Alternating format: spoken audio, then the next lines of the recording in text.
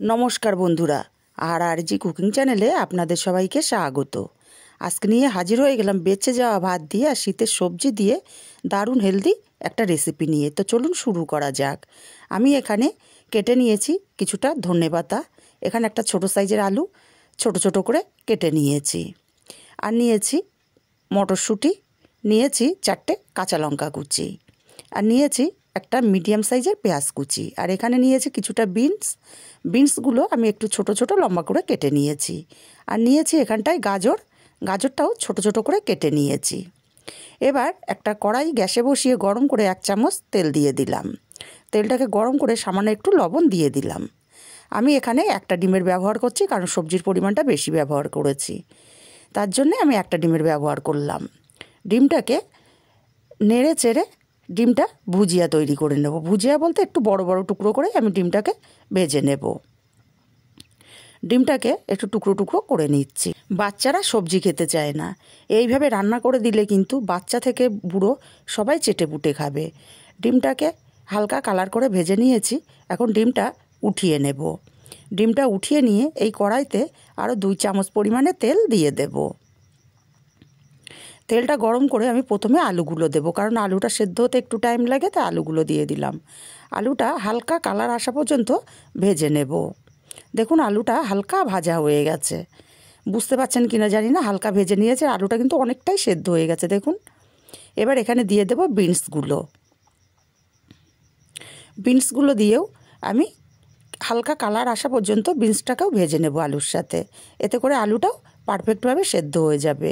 বিনসগুলো হালকা কালার আসা পর্যন্ত ভেজে নিয়েছি। এখন এখানে দিয়ে দেব কাঁচা লঙ্কা কুচি, দিয়ে দেব পেঁয়াজ কুচি, আর দিয়ে দেব কেটে রাখা গাজরগুলো। স্বাদ মতো লবণটাও আমি এখন দিয়ে দেব।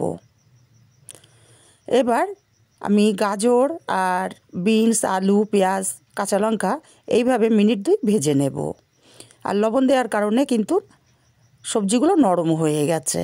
এখন এখানে দিয়ে দেব মটরশুঁটি, আর দিয়ে দেব সামান্য একটু হলুদ কালারের জন্য। ভালো করে হলুদটাকে সবজির সাথে মিশিয়ে নিতে হবে।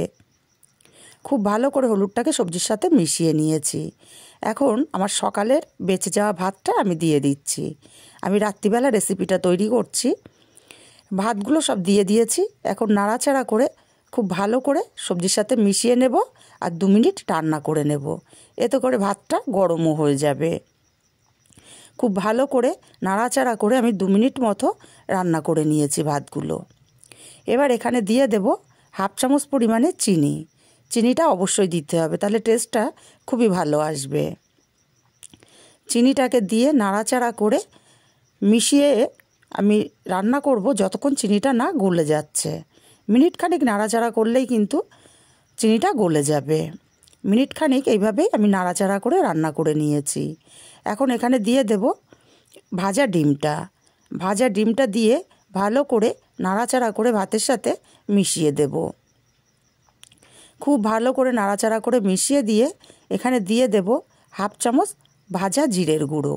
এই ভাজা জিরের গুঁড়োটা দেওয়ার কারণে কিন্তু ডিমের যে আষ্টে গন্ধটা থাকে সেই গন্ধটা চলে যাবে।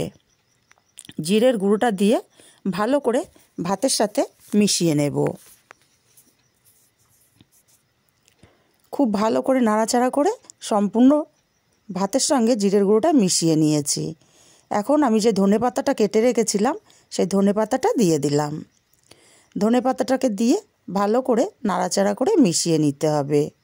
বন্ধুরা, আমার মতো কে কে এইভাবে রান্না করেন কমেন্ট করে জানাতে কিন্তু ভুলবেন না। ধনেপাতাটা দিয়ে ভালো করে নাড়াচাড়া করে মিশিয়ে নামিয়ে নিয়েছি। রেসিপিটা কেমন লাগলো কমেন্ট করে জানাতে ভুলবেন না। ভালো লাগলে কাছের আত্মীয় স্বজন বন্ধুবান্ধবের কাছে শেয়ার করতে ভুলবেন না। আর বন্ধুরা অবশ্যই একটা লাইক দিতে ভুলবেন না, আপনাদের কাছে বারবার রিকোয়েস্ট করছি।